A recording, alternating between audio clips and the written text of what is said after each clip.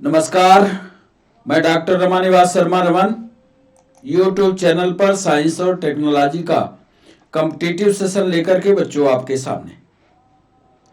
इसके पहले वाले वीडियो में हमने ट्रांसपोर्टेशन इन प्लांट्स पार्ट 1 आपको थ्योरेटिकल पढ़ाया है। आज बारी है ट्रांसपोर्टेशन इन प्लांट्स या सर्कुलेशन इन प्लांट पार्ट 2 की, और आज यह थ्योरेटिकल सेशन समाप्त हो जाएगा। यानी ट्रांसपोर्टेशन का पूरा थ्योरेटिकल डिस्कशन पूरा होगा, और इसके बाद जब नेक्स्ट वीडियो होगा, नेक्स्ट सेशन होगा या नेक्स्ट क्लास होगी, तो अब इसके बाद एमसीक्यू सेशन होंगे जिसमें आपका एक complete test transportation in plants पर होगा। इसलिए दोनों थ्योरी के इन वीडियोस को अच्छी तरह से आप पढ़ लीजिए, ताकि अगला सेशन जब हो तो उसको आप अच्छी तरह से उत्तर दे पाए। यह सेशन उन सभी कॉम्पिटिटिव एग्जाम के लिए जरूरी है जो आगे आने वाली है, जैसे फॉरेस्ट की एग्जाम आने वाली है, पटवारी की एग्जाम आने वाली है, या जो भी जिसमें जनरल साइंस है उसके लिए आवश्यक होगा, उसको भी हमने इस थ्योरेटिकल सेशन में चालू किया होगा। और बाकी जो हमारी परंपरागत परीक्षाएं हैं, चाहे वो नीट हो, स्टेट पीएससी हो, यूपीएससी हो, पीएनएसटी हो, उसके लिए तो ये पूरा कंप्लीट सेशन है ही। तो deep discussion on transportation in plant part 2 की शुरुआत करें उसके पहले आपको बता दें कि चैनल को सब्सक्राइब करना, चैनल को लाइक करना और चैनल को शेयर करना यह आपकी रिस्पांसिबिलिटी है।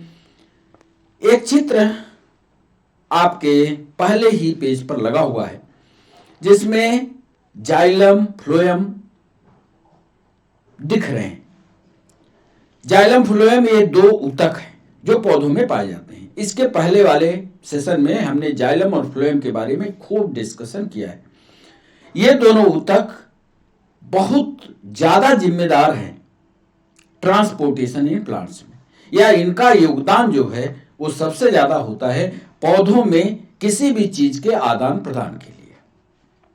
इसके बाद आप यदि इस चित्र को गंभीरता से देखें तो हमने इनका ट्रांसफर सेक्शन इसमें लगाया है, और ट्रांसफर सेक्शन में जाइलम कहां है और फ्लोएम कहां है इसको कलर वाइज दिखाया है। जरा देखिए, जो ब्लू कलर में आपको दिख रहा है जितना, ये देखिए ब्लू कलर, वो फ्लोएम है, देख रहे हैं, और जो रेड कलर में आपको दिख रहा है ये जाइलम है। मतलब फ्लोएम जो है वो बाहर की दिशा में है, यानी पिथ वाले सेंटर वाले पोर्शन से जस्ट लगा हुआ जाइलम होता है, और जाइलम के ठीक बाहर फ्लोएम लगा होता है। पोजीशन जरूर याद रखिएगा, नीट की परीक्षा में एक बार पोजीशन पर सवाल पूछा है। तो जाइलम आपको पिथ के बिल्कुल पास बताना है और फ्लोएम को जाइलम के बाहर बताना है। ध्यान रखिएगा, इस बात को बार बार बता रहे हैं। जाइलम जो है वो पिथ के बाद यानी सेंटर में होगा, बीचों बीच होगा, जबकि फ्लोएम जाइलम को घेरता हुआ चारों तरफ होगा। तो ये चित्र इसके लिए था। अब आगे हम आज थ्योरेटिकल डिस्कशन में आपको बताएंगे क्या, वो महत्वपूर्ण पॉइंट हम लिखेंगे, हिंदी में लिखेंगे।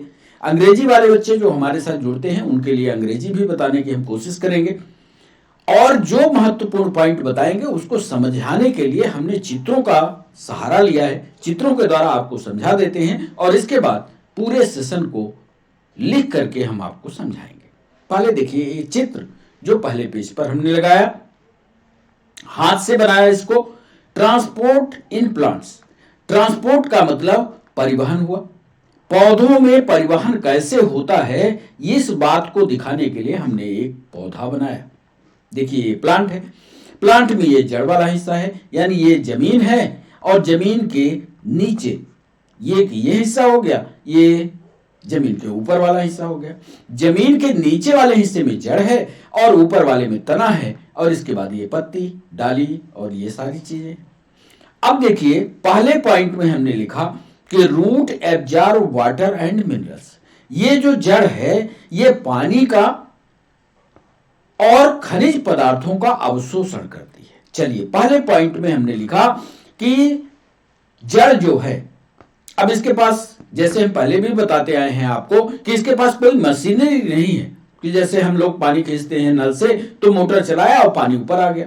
मशीनरी नहीं है इसके पास, लेकिन ये लिविंग है, जीवित है, तो ये कैसे इसका पंप काम करता है, यही तो ट्रांसपोर्टेशन में आपको पढ़ना है। तो जो रूट है वो पानी को और खनिज पदार्थों को शोषित किया। अब शोषण करने के लिए जरा लाल वाले टिक को देखिएगा, ये रेड कलर का एक टिक है, एक ग्रीन कलर का है। ये लाल वाली रचना जो है ऊपर लेती है। अब 4 महत्वपूर्ण चीजें इसके जीवन के लिए आवश्यक है। एक महत्वपूर्ण चीज पानी है, दूसरी महत्वपूर्ण चीज कार्बन डाइऑक्साइड है, तीसरी महत्वपूर्ण चीज शुगर है और चौथी महत्वपूर्ण चीज ऑक्सीजन है। पानी, कार्बन डाइऑक्साइड, शुगर और ऑक्सीजन 4 महत्वपूर्ण चीजें हैं, इन्हीं का आदान प्रदान होना है और इसी को हम ट्रांसपोर्ट इन प्लांट में शामिल करते हैं। दूसरे पॉइंट में हमने लिखा, जरा दूसरे पॉइंट को देखिए कि xylem transport water and minerals up to leaves. मतलब जाइलम का काम है कि जो जड़ ने पानी को खींचा या जड़ ने पानी को लिया, वो पानी और खनिज पदार्थ जाइलम की जिम्मेदारी है कि यहां से उठा करके पत्तियों तक पहुंचा दे। याद करिएगा, पत्तियों तक पहुंचा देगा। कल जब एमसीक्यू सेशन हम लागू करेंगे या आपको पढ़ाएंगे तो ये सारे सवाल पूछेंगे, इसलिए ध्यान रखिएगा कि जाइलम की जिम्मेदारी है कि वो जमीन से जो पानी है और खनिज पदार्थ है उसको अवशोषित करके पत्तियों तक पहुंचा दे। चलिए, ये दूसरा पॉइंट। तीसरे महत्वपूर्ण पॉइंट में हमने लिखा कि water loss by transpiration pulls water in the xylem upward.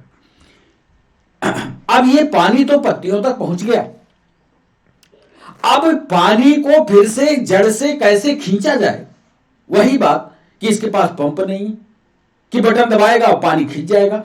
तो ये क्या करता है कि सूर्य के प्रकाश की उपस्थिति में, ध्यान से सुनिएगा, सूर्य के प्रकाश की उपस्थिति में पत्ती से पानी जो है उड़ जाता है, उड़ा।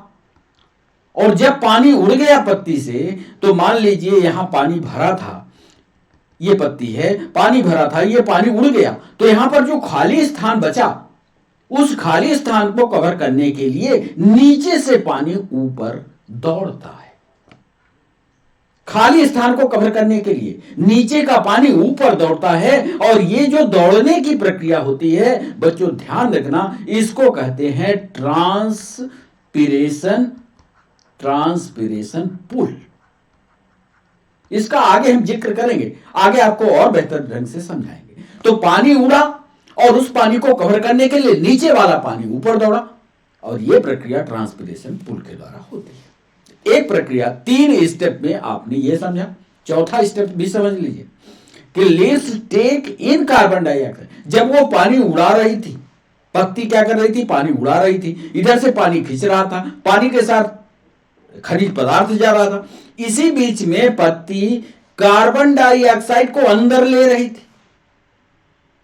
कितनी मजेदार बात है, हम कार्बन डाइऑक्साइड निकालते हैं और वही पत्ती उस कार्बन डाइऑक्साइड को अंदर ले रही है बाय स्टोमेटा। इसमें पत्ती में माइक्रोस्कोप कभी मिले आपको तो पत्ती में देखिएगा छोटे छोटे छेद होते हैं, ये छोटे छोटे छेद स्टोमेटा कहलाते हैं। स्टोमेटा के द्वारा कार्बन डाइऑक्साइड पत्ती के अंदर घुस रही, पानी नीचे से जा रहा है। अब ये कार्बन डाइऑक्साइड और पानी, कार्बन डाइऑक्साइड धन पानी, ये दोनों आपस में मिलते हैं, और जब भी कार्बन डाइऑक्साइड पानी आपस में मिले तो एक प्रक्रिया पूरी होती है। आगे इस प्रक्रिया पर भी हम विस्तार से बात करेंगे, और यह प्रक्रिया कहलाती है प्रकाश संश्लेषण की।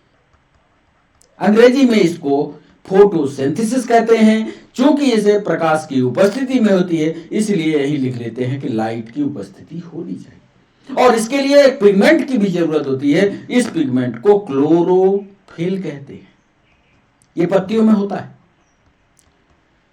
तो कार्बन डाइऑक्साइड और पानी आपस में क्रिया करते हैं, तब जब प्रकाश पड़ रहा हो और क्लोरोफिल उपस्थित हो तो ये कार्बन डाइऑक्साइड पानी आपस में क्रिया करके C6H12O6 बना लेते हैं। और इसी को ग्लूकोज कहते हैं।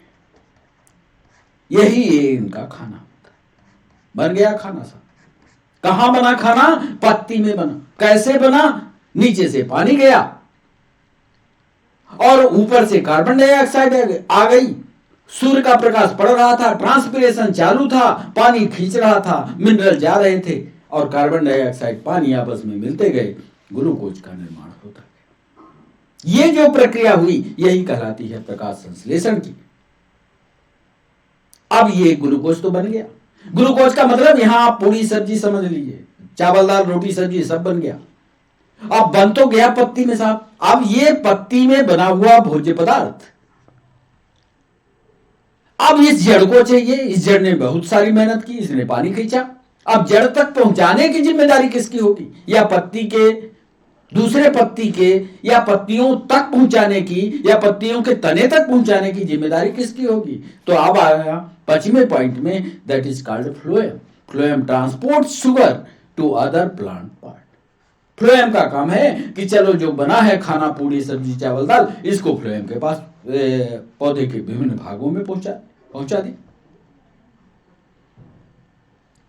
इसी बीच में 6वां पॉइंट भी हमने लिखा। इस पर अक्सर सवाल पूछता है क्योंकि इस पॉइंट को कॉम्पिटिटिव हिसाब से पढ़ते नहीं बच्चे। 6वें पॉइंट में हमने लिखा कि root take in oxygen needed for cellular respiration and release carbon dioxide. जो जड़ है हमारी, ये रूट, ये ऑक्सीजन को ग्रहण करती है। यहां से नहीं आती ऑक्सीजन, कहां से? ऊपर से। ये जमीन के नीचे से ऑक्सीजन लेती है। ध्यान रखना, हमेशा पौधा ऑक्सीजन जब लेना होता है तो जमीन के नीचे लेता है। Root takes in oxygen needed for cellular respiration and release carbon dioxide. और जड़ के नीचे ही ये कार्बन डाइऑक्साइड को छोड़ता है। इस बात को जरूर ध्यान रखना। 6वें पॉइंट को बार बार पढ़ना। न समझ में आएगा तो कमेंट सेक्शन का उपयोग करना, हमें फिर बताना, फिर हम आपको समझाएं। तो इस चित्र को गंभीरता से थ्योरेटिकल समझ लेना। इसका नोट्स हम आगे आपको बनवाने वाले हैं, आगे लिखेंगे तो आप समझना। एक प्रक्रिया और आपको इस थ्योरेटिकल डिस्कशन में मिलेगी, पौधों के परिवहन में मिलेगी, इम्बिबिशन या चूषण इसको कहते हैं। हिंदी वाले बच्चे इसको चूषण समझिए। चूषण, चूषण क्या होता है? चूषण का मतलब चूस लेना। कैसे? मान लो एक गिलास में कुछ सूखे बीज रख दिए गए, सूखे ड्राई सीड्स। अब उस गिलास में पानी भरा था तो वो जो सूखा बीज था उसने उस पानी को सोख लिया और सोख करके मोटा हो गया। देखा, बीज इतने थे जब वो सूखे थे, गिलास में पानी इतना था, और जब ये सोख लिया तो ये बीज यहां तक चले गए, पानी भी यहां नीचे उतर गया। और ये जो पानी सोख लेने की प्रक्रिया है, यही सोखना या सोखना कहलाती है। सोखना या इम्बिबिशन की प्रक्रिया कहलाती है। अक्सर ये प्रक्रिया होती है। आप देखिए, किसान बीज जो उसके पास सूखा रखा है, उसी सूखे बीज को जमीन के नीचे डालता है और जैसे ही जमीन के नीचे ये पहुंचता है, मिट्टी में उपस्थित पानी की मात्रा को ये सोखता है और सोख करके फिर नए पौधे को जन्म देता है। तो इस तरह से इम्बिबिशन की प्रक्रिया के द्वारा पौधे का विकास होता है। तो ये भी एक ट्रांसपोर्टेशन है। कैसे ट्रांसपोर्टेशन है? पानी जमीन में है और जमीन से चल करके सीड के अंदर घुस गया, तो ये भी एक इम्बिबिशन की प्रक्रिया ट्रांसपोर्टेशन में शामिल होती है। दोनों में थोड़ी सी अंतर है। एमपीएसआई में एक बार सवाल पूछा था कि इम्बिबिशन और डिफ्यूजन का प्रमुख अंतर क्या है। वही चीज बताने के लिए हमने तीनों बातें लिखी है। जरा ध्यान से सुनिएगा इन तीनों बातों को। It involves absorption of solvent or water by solid substance. Absorption होगा। It is the movement of all type of substance from the area of their higher free energy to the area of their lower free energy. ये कह रहा है कि diffusion की process में जो ज्यादा सांद्रता वाली एरिया है, हिंदी में समझ लो, ज्यादा सांद्रता वाली एरिया से परिवहन होगा से परिवहन होगा कम सांद्रता की ओर। सही बात है, कम सांद्रता की ओर बहेगा। अगरबत्ती वाला उदाहरण इसके पहले वाले वीडियो में हमने समझाया कि भाई अगरबत्ती को एक कोने में जला देते हैं और अगरबत्ती का धुआं पूरे कमरे में फैल जाता है, स्मेल फैल जाती है। लेकिन इम्बिबिशन में क्या हो रहा है? It involves absorption of solvent or water by the solid substance.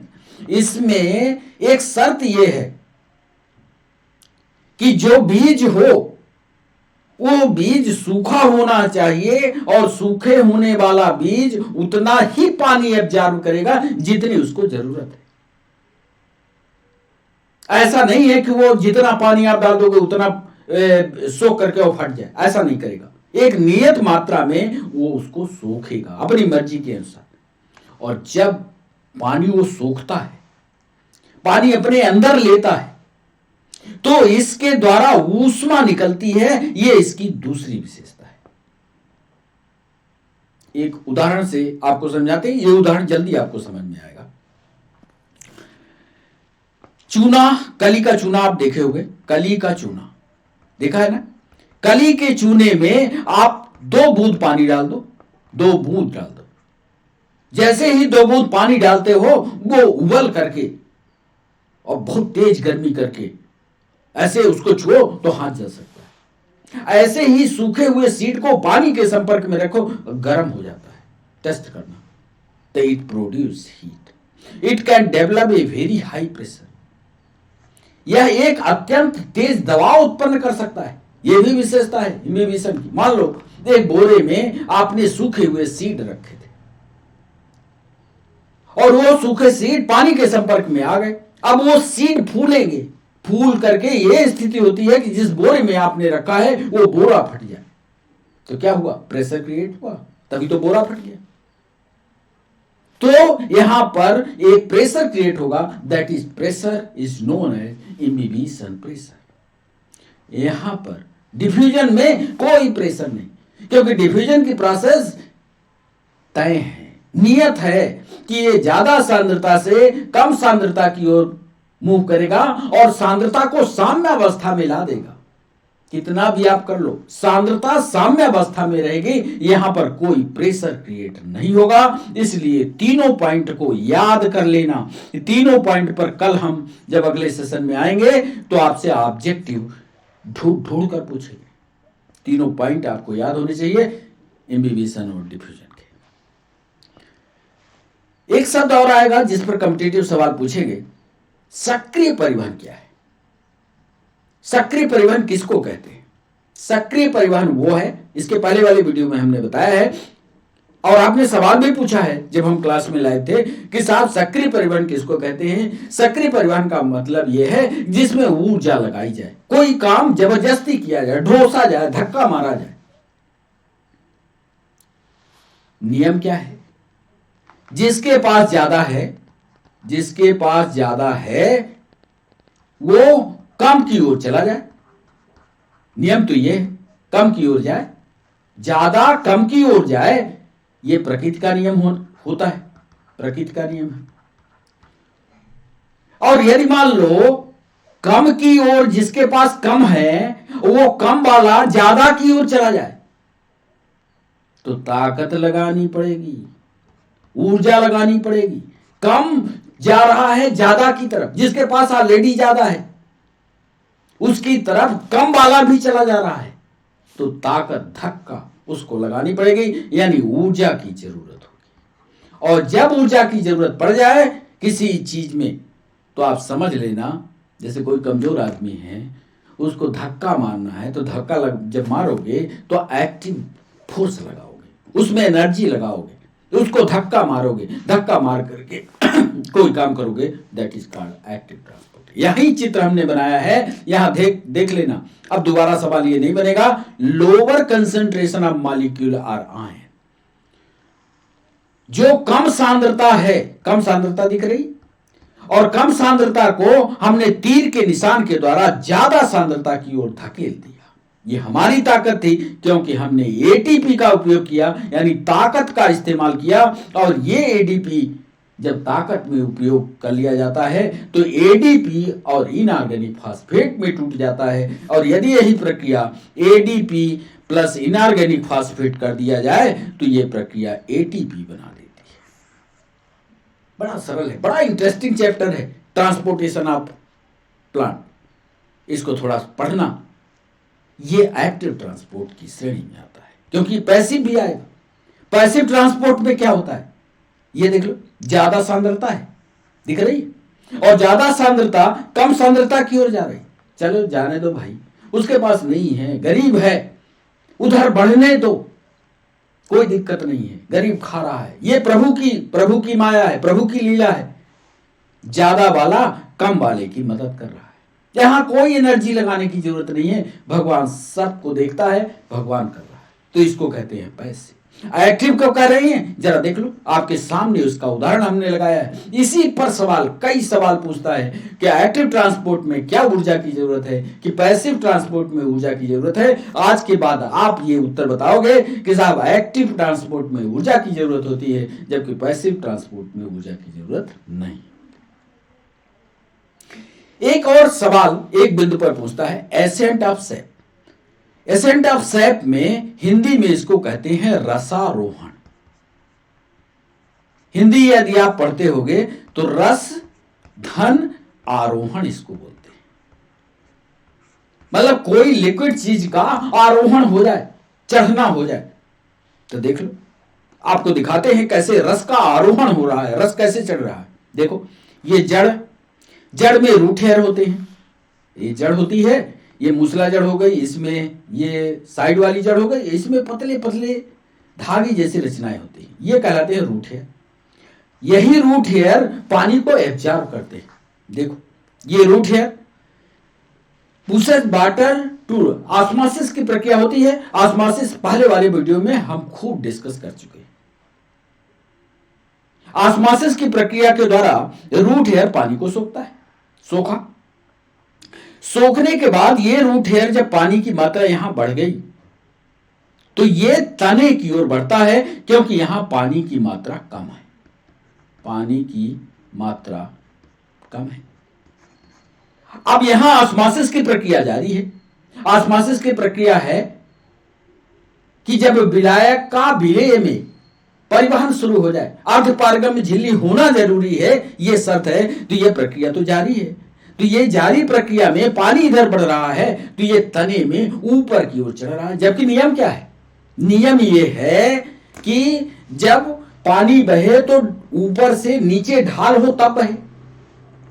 नियम तो ये है, नियम आप भी जानते हो कि जब बांध ऊपर बना हो और नहर उसकी नीचे हो तो पानी बहना चाहिए। लेकिन यहां क्या देख रहे हो, यहां जड़ नीचे है, पानी को ऑस्मोसिस की प्रक्रिया के द्वारा लिया जा रहा है, और फिर तना जो लंबा है बिल्कुल उल्टा है, गुरुत्वानुवर्ती नहीं है, यानी गुरुत्वाकर्षण के विपरीत पानी को चढ़ाया जा रहा है। तो ये पानी जो चढ़ने की प्रक्रिया होती है, यही कहलाती है रस और आरोहण की। समझ गए होगे बात आप? यानी रूट में एक प्रकार का दबाव क्रिएट होता है, इसको रूट प्रेशर कहते हैं, और ये पानी को ऊपर तने की ओर चढ़ाता है। अब ये रूट प्रेशर जो बना, ये तने में पानी चढ़ा दिया, और जैसे ही पत्ती में पहुंचा उधर सूर्य का प्रकाश मिल गया और उसने पानी को उड़ा दिया। ट्रांसपिरेशन क्रिएट, ट्रांसपिरेशन पुल, और यह प्रक्रिया लगातार जारी रहती है। अब जब यह प्रक्रिया, तो पानी को खींचना शुरू कर देता है। एक बूंद गया पानी, दूसरा बूंदा गया, तीसरा बूंद। क्यों? क्योंकि एक आकर्षण बल वहां काम करता है, पानी को पानी ही खींचता हुआ आगे की ओर ले जाता है। कभी आप जादू में देखे होंगे, जादू करने वाले आते हैं, एक पाइप ऐसे लगा दीजिए सीधा, हमारा हाथ देखिए, पानी नीचे है, एक बार यदि यहां से पानी बहना शुरू हो गया, आप सटक से पानी खींचते हो ना, ऐसे मुंह में लगा फू किए और फिर पानी खींचते हो।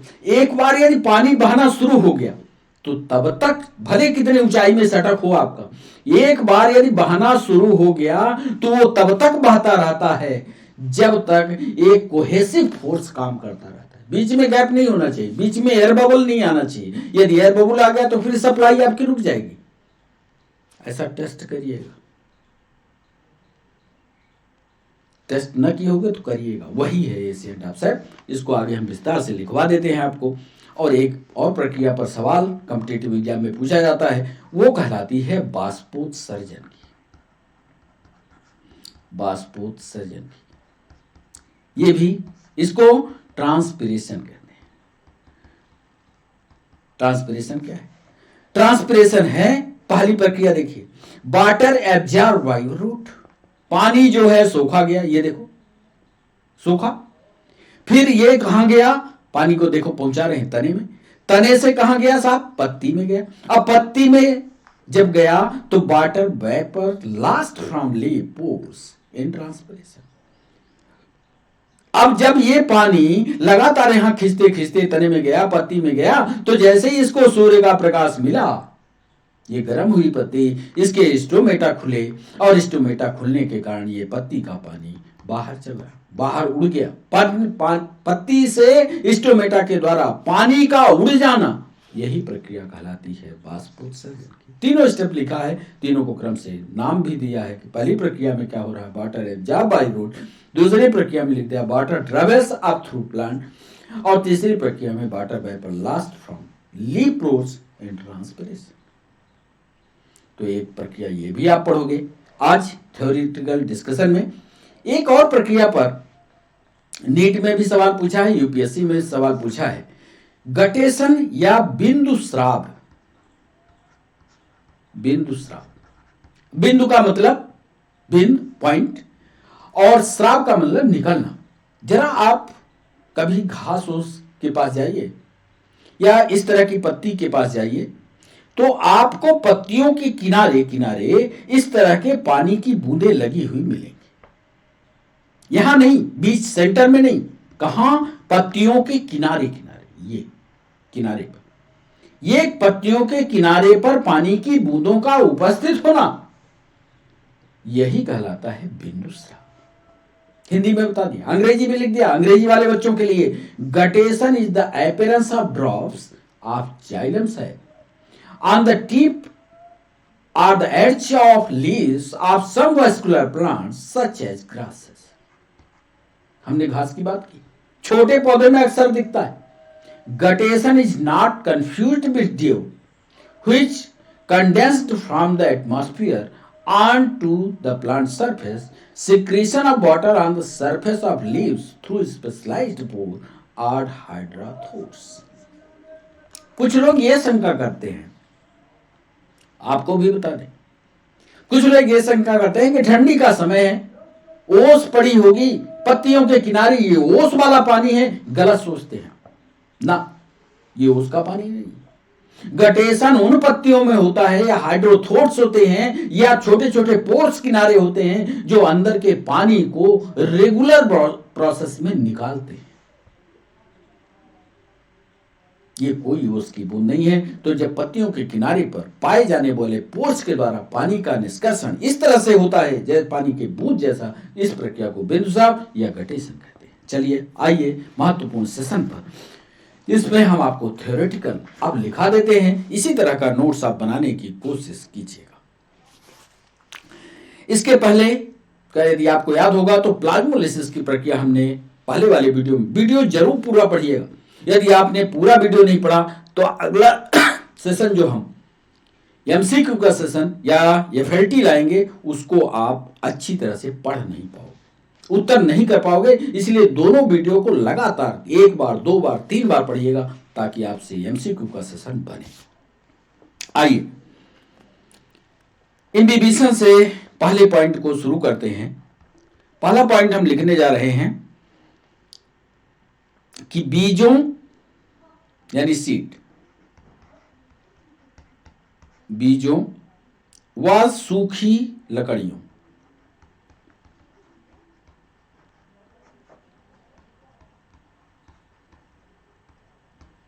सूखी लकड़ियों द्वारा जल अवशोषण एक विशेष प्रकार के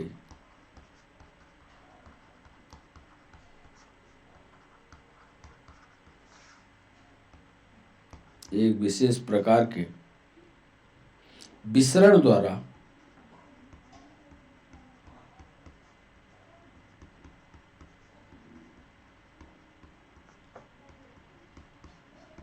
किया जाता है, जिसे शोषण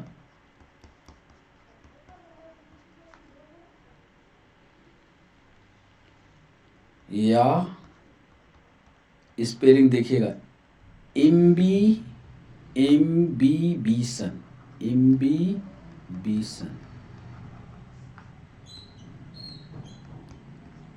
चलिए इम्बिबिशन पर पीएससी ने एक बार 5 नंबर का ये सवाल लिखवाया था मेंस।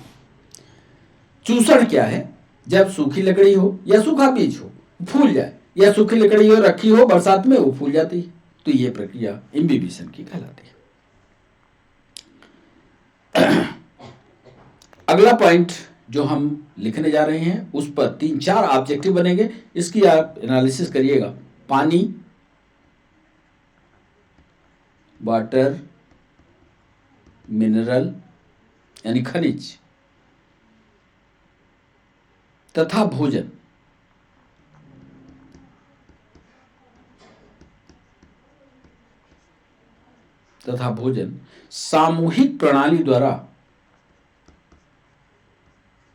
सामूहिक प्रणाली द्वारा परिवहन करते हैं।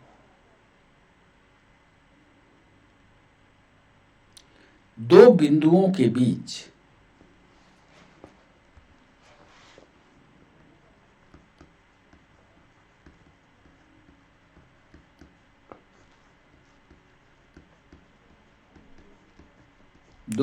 के बीच सामूहिक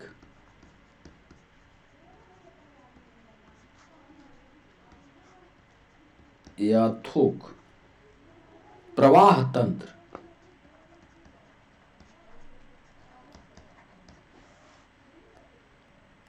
फ्लो सिस्टम,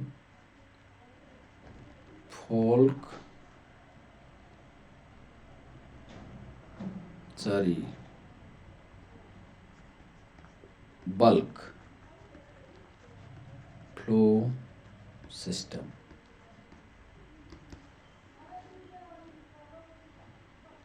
में पदार्थों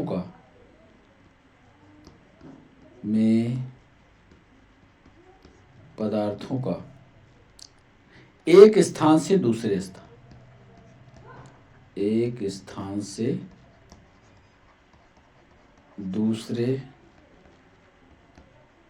स्थान तक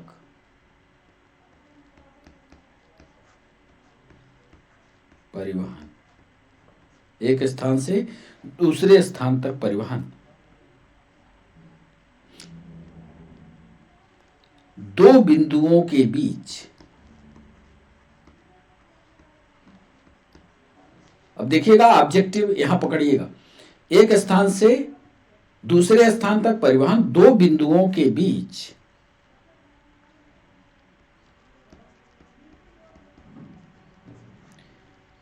दाब की भिन्नता, दाब यानी प्रेशर,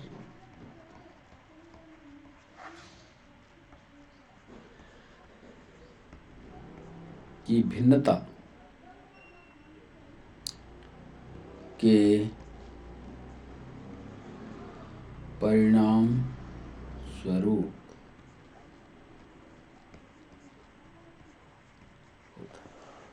जरा एक बार इस दूसरे पॉइंट को और पढ़िए।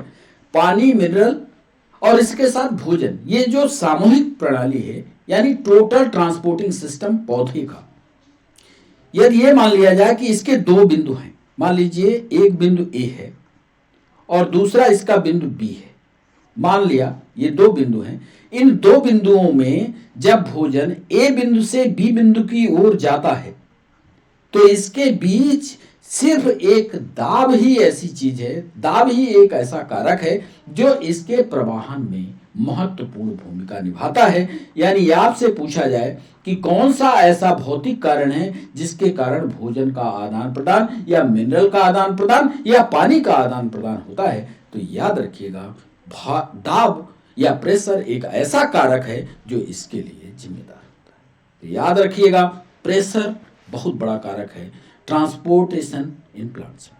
तीसरा महत्वपूर्ण पॉइंट जो लिखने जा रहे हैं,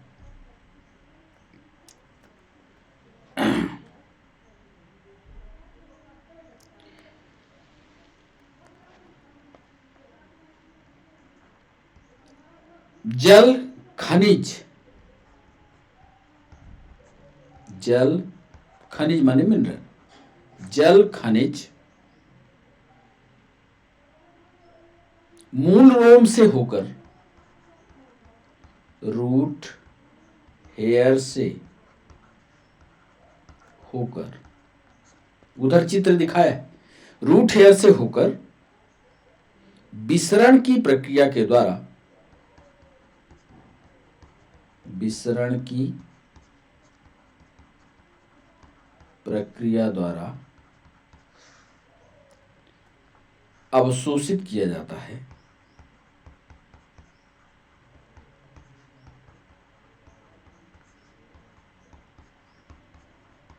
ठीक, रूट हेयर ने अवशोषित कर लिया, डिफ्यूजन की प्रक्रिया हुई, अब मिनरल या पानी जो है रूट हेयर में पहुंच गया।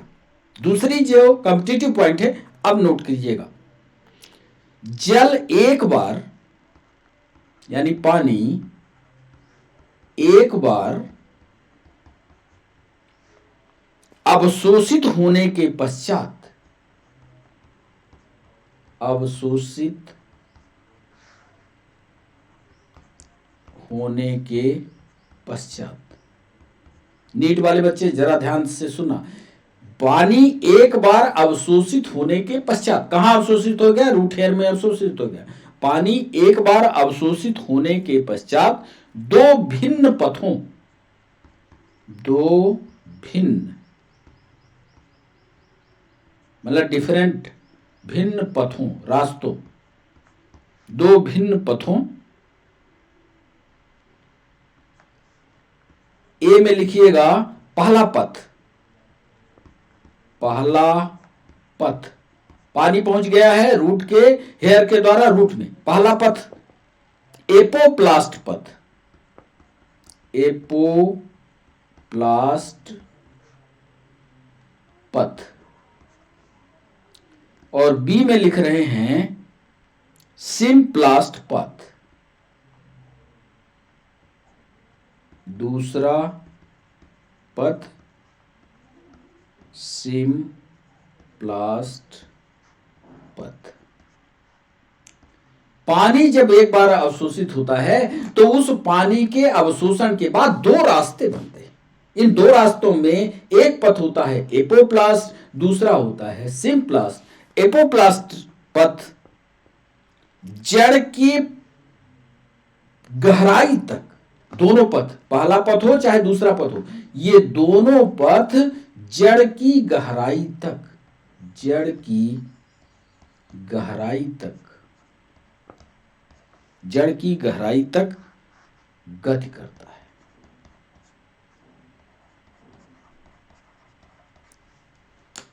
दोनों पथ, पहला पथ हो या दूसरा।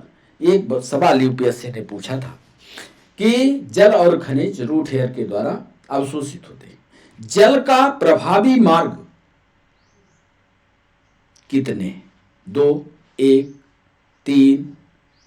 ज्यादातर बच्चों ने जवाब दिया था सिर्फ भाई रूट हेयर के द्वारा पानी जड़ में गया और जड़ के द्वारा घूम गया। याद रखिएगा दो पथ होते हैं, एपोप्लास्ट पथ और सिम्प्लास्ट पथ, और दोनों ये पथ जड़ की गहराई तक जाकर के जड़ को लबालब करते हैं पानी से। एपोप्लास्ट और सिम्प्लास्ट ये दोनों रूट क्या हैं इसकी विस्तार से आपको जानकारी की जरूरत नहीं है, एक जनरल साइंस पर इतनी जानकारी रखिएगा बहुत है।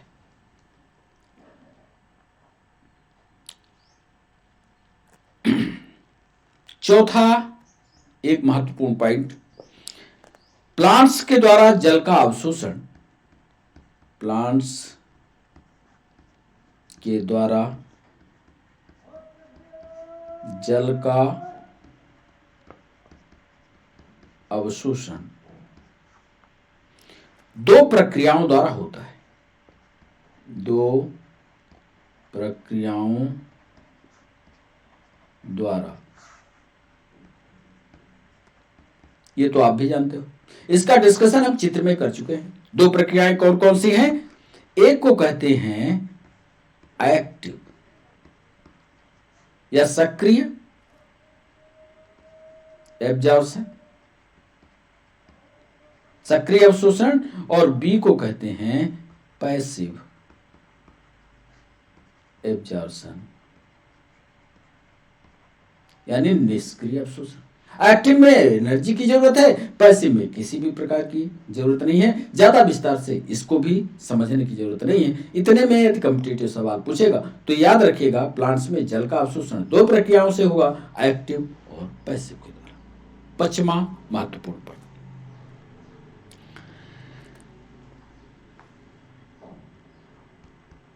स्टेम में, तने में जल के ऊपरी बहाव, जल के ऊपरी बहाव, याद आया?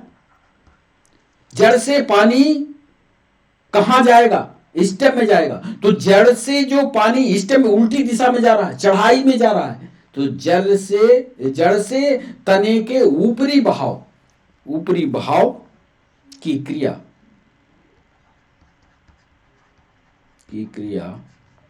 रसारोहण,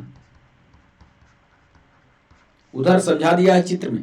आपको ना समझ में आया करे तो स्लाइड को बैक किया करिए, जो चित्र बनाया है, जो समझाया है उधर उधर पूरा बना हुआ है, उसको समझा करिए। स्टेम में जल के ऊपरी बहाव की क्रिया रसारोहण, ascent of sap, ascent of SAP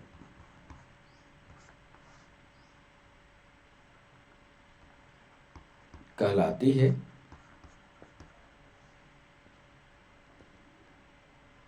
यह एसेंट ऑफ सैप, एक सवाल पीएनएसटी ने पूछा था, एसेंट ऑफ सैप किस ऊतक के द्वारा होती है? हम आपसे पूछ रहे हैं, कमेंट सेक्शन में बताइए हमें। जाइलम से द्वारा होगी, फ्लोएम के द्वारा होगी, कि जाइलम और फ्लोएम दोनों के द्वारा होगी, या जाइलम और फ्लोएम किसी के द्वारा नहीं होगी?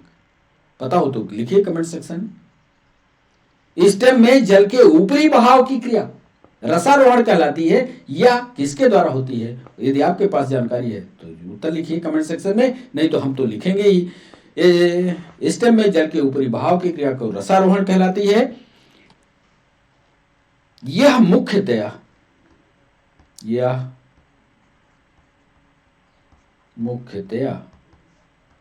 जाइलम द्वारा होते। चलिए, इसका भी उत्तर हुआ। ये सारे पॉइंट्स आप नोट्स बनाते समय अपनी बुक भी सामने रखिए, हमारा लेक्चर भी रखिए और अपना दिमाग भी रखिए, और फिर एक नोट्स बनाइए। कभी भी कॉम्पिटिटिव एग्जाम का कोई भी सवाल आप छोड़ नहीं पाओगे, आपसे बनेगा ही बनेगा। एक थ्योरी है, जैसे अभी हमने कैपिलरी वाटर का बताया कि चढ़ाई में पानी कैसे चढ़ जाता है, एक पानी का बूंद दूसरे पानी को खींचता है। एक थ्योरी है, इस पर भी नीट ने सवाल पूछा था, उसके बारे में एक पॉइंट डिस्कस कर दें। एक थ्योरी है असंजन ससंजन सिद्धांत, इसको अंग्रेजी में कहते हैं एडहेशन कोहेशन थ्योरी। एडहेशन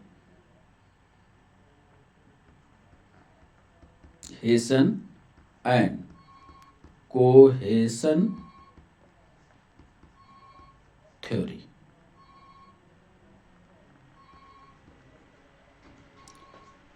आसंजन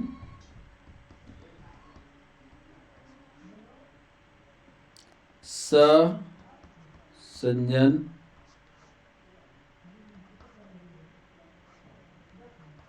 सिद्धांत।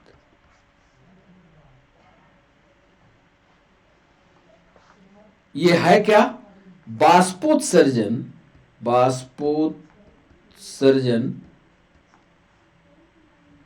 खिंचाव पर आधारित है, खिंचाव पर आधारित है। ससंजन बल, ससंजन बल जल अणुओं के बीच लगता है। पढ़ लेना इसको, जल अणुओं के बीच लगता है। ससंजन माने जल के अणुओं के बीच लगता है, जबकि असंजन, असंजन बल जल तथा जाइलम कोशिकाओं के, जल तथा जाइलम सेल्स के बीच लगता है। ये नीट में सवाल पूछा था। एडहेशन फोर्स कब है और कोहेशन फोर्स कब है, तो याद रखिएगा।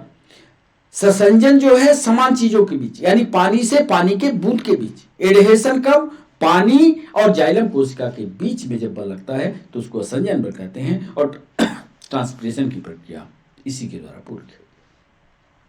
7वें पॉइंट में लिख दें, ट्रांसपिरेशन वह प्रक्रिया है, ट्रांसपिरेशन वह प्रक्रिया है जिसमें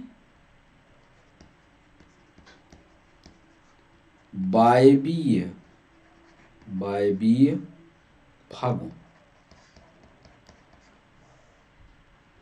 जैसे लीव्स, पौधे का वायवीय भाग जैसे पत्ती द्वारा जल की हानि होती है।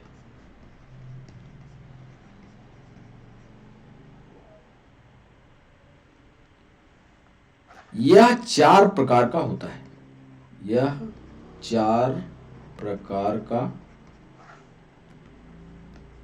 थोड़ा और गहराई से पढ़ लीजिएगा। यह 4 प्रकार का होता है। एक को कहते हैं क्यूटिकुलर, क्यूटिकुलर। एक को कहते हैं बार्की, छाल के द्वारा, बार्की। एक को कहते हैं बातरंध्री, बातरंध्री या स्ट्रोमेटल। और एक को कहते हैं वनली स्टोमेटल। बातरंध्री का मतलब है एयर स्टोमेटल, एयर स्टोमेटल। जानना है सिर्फ, कभी कभी ये सवाल पर अलग अलग पूछ देता है, तो आप ये ध्यान रखिएगा कि ट्रांसपिरेशन जो है 4 प्रकार का होता है, cuticular, barky, air stomatal, only stomatal. 4 प्रकार का ट्रांसपिरेशन होता है। कुल मिलाकर के ट्रांसपिरेशन से या बाष्पोत्सर्जन से पानी का लॉस ही होता है, और जब लॉस होता है तो पानी नीचे से ऊपर की ओर खिंचता है। तो 7वें पॉइंट में ये बता दीजिएगा। थोड़ी सी जानकारी आपको स्टोमेटा के बारे में दे दें 8वें पॉइंट में। स्टोमेटा, स्टोमेटा इस पर भी एडजेक्टिव है, पत्ती की बाह्य त्वचा पर, पत्ती की बाह्य त्वचा पर तथा नए हरे तने पर, तथा नए हरे तने पर। एक बार सवाल एमपीएसआई ने पूछा था कि स्टोमेटा पत्ती पर होगा कि नए हरे तने पर होगा कि दोनों पर होगा।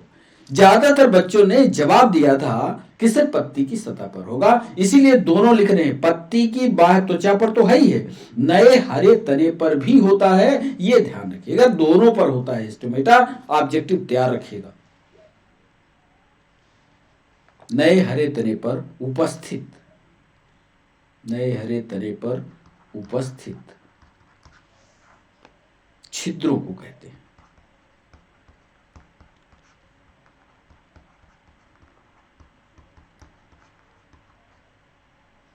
प्रत्येक रंध्र या प्रत्येक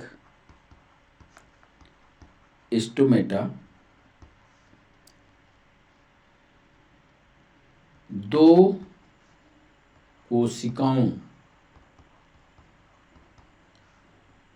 से घिरा होता है, घिरा होता है। थोड़ा इसका चाहो तो हम चित्र भी बना दें। ये देखो, ये जो बीच का एरिया है ये कहलाता है स्टोमेटा। ये दो कोशिका हो गई, एक, ये दो, और यही कोशिकाएं कहलाती हैं गार्ड सेल, रक्षक कोशिका, गार्ड सेल। इसके बारे में भी पढ़ लेना। गिरा होता है जिन्हें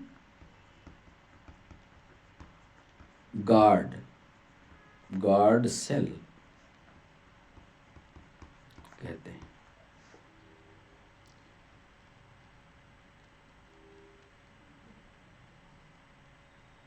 ये कोशिकाएं, ये सेल्स कुछ विशिष्ट कोशिकाओं से भी, कुछ विशिष्ट सेल्स से घिरी होती हैं, जिन्हें सब्सिडियरी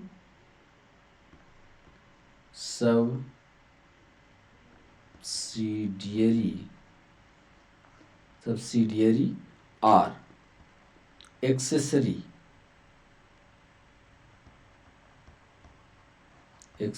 सेल कहा जाता है।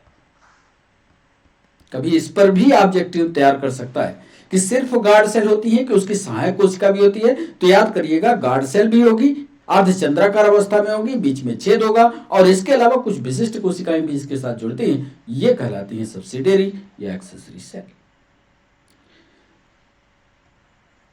नीट में एक बार सवाल पूछा गया कि ये रंध्र के खुलने और बंद होने की प्रक्रिया किन सिद्धांतों पर आधारित है। तो ये रंध्र खुलता कैसे है, बंद कैसे होता है, ये दो सिद्धांतों पर आधारित है। सिर्फ वो सिद्धांत आप जाने रहिएगा, इसकी प्रक्रिया पढ़ने की जरूरत नहीं है।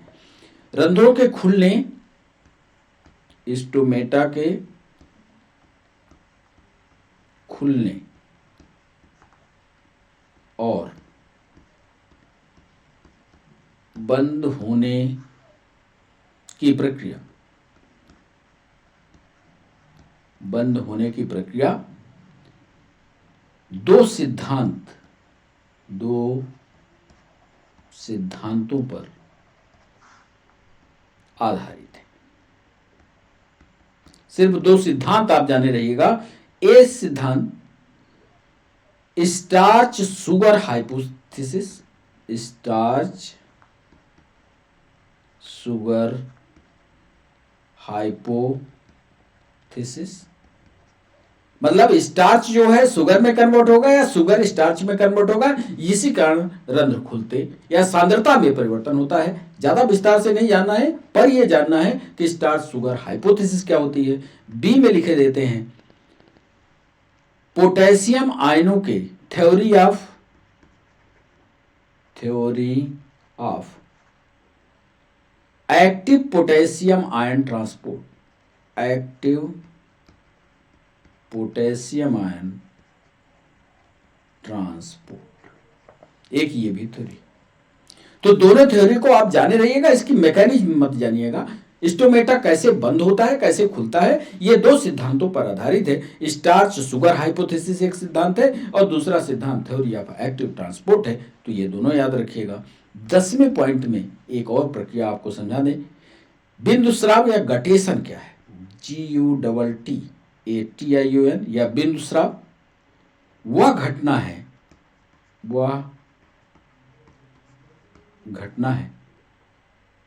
जिसमें पत्तियों के किनारे पर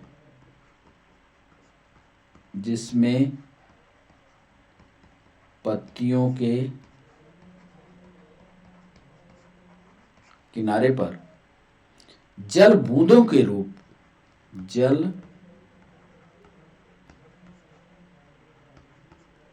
बूंदों के रूप में स्रावित होता है। यह क्रिया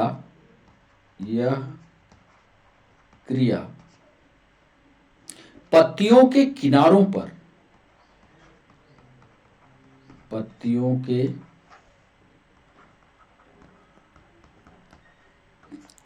पर कार्नर्स पर, जैसा हमने चित्र में बताया है, चित्र याद रखिएगा और इसके इस पॉइंट के बाद वो चित्र भी शामिल कर लिया करिए। वह घटना है जिसमें पत्तियों के किनारे पर जल बूंदों के रूप में स्रावित होता है। यह क्रिया पत्तियों के किनारे पर स्थित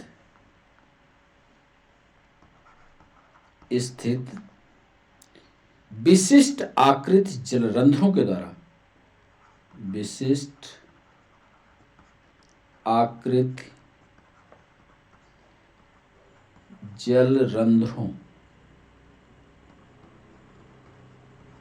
या हाइड्राथोड्स इसको बोलते हैं, द्वारा होती है। हाइड्राथोड पर भी एक बार मध्य प्रदेश पीएससी में सवाल पूछा है, हाइड्रोथोड्स कहां पाए जाते हैं? तो याद रखिएगा ये पत्तियों के किनारे पर होते हैं, सेंटर में नहीं, पत्तियों के किनारे पर होते हैं और इनके द्वारा गटेशन या बिंदुस्राव होता है। दो और महत्वपूर्ण पॉइंट हैं, तो इन दो महत्वपूर्ण पॉइंट को थैंक यू वाले पेज में लिख करके और सेशन को समाप्त करेंगे। पत्तियों में कितने पॉइंट हो गए इधर? 10। 11वें पॉइंट में पत्तियों में बनी शर्करा, लीफ में बनी शुगर ही तो बनेगी। पत्तियों में बनी शुगर का स्थानांतरण यानी ट्रांसलोकेशन ऊपर और पार्श्व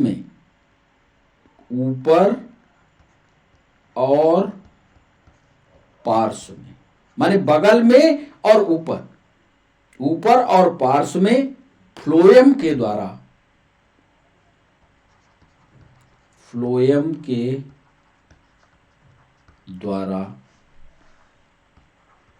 होता है। एक पॉइंट ये नोट रखिएगा। और जब ये ट्रांसफर करता है ये शुगर, लीफ में बनी शुगर, तो ये शुगर किस रूप में होती है? एक सवाल पीएनएसटी ने पूछा था, नीट ने भी पूछा है, यूपीएससी ने पूछा है। तो याद रखिएगा यह शुगर सुक्रोज के रूप में होती है। यह शुगर सुक्रोज के रूप में होती है।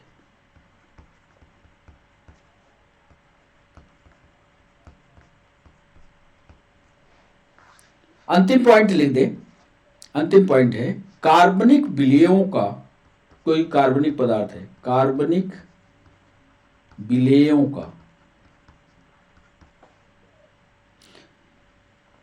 ट्रांसलोकेशन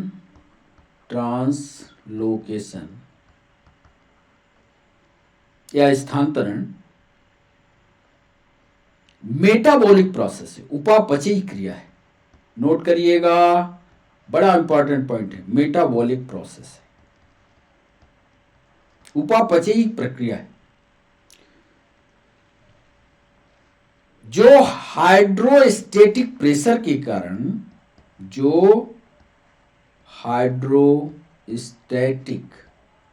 या द्रव स्थैतिकी दाब, फिर से सुन लीजिए, जो हाइड्रोस्टैटिक प्रेशर या द्रव स्थैतिकी दाब के द्वारा हाइड्रोस्टैटिक प्रेशर के अंतर के कारण, हाइड्रोस्टैटिक प्रेशर के अंतर के कारण होता है। तो इस तरह से ये 13 महत्वपूर्ण पॉइंट थ्योरेटिकल डिस्कशन में बहुत जरूरी है। सारे सवालों को एकत्रित करते हुए, सारे जो पूछे गए सवाल हैं उनको ध्यान में रखते हुए ये 14 पॉइंट आज हमने तैयार किए थे। 14 पॉइंट को आप ध्यान से नोट्स बनाते समय जरूर ध्यान रखिएगा कि ये सारे के सारे पॉइंट इसमें शामिल हों। और जब हम अगला सेशन ले आएंगे तो वो पूरा का पूरा FLT होगा, फुल लेंथ टेस्ट होगा। हम आपका टेस्ट लेंगे कि आपने थ्योरी कैसे पढ़ी है। तो आप दोनों वीडियो को विस्तार से पढ़ लीजिएगा। आज के सेशन के लिए बच्चों सिर्फ इतना ही। फिर मिलते हैं नए सेशन में। तब तक के लिए बच्चों बाय बाय, नमस्कार।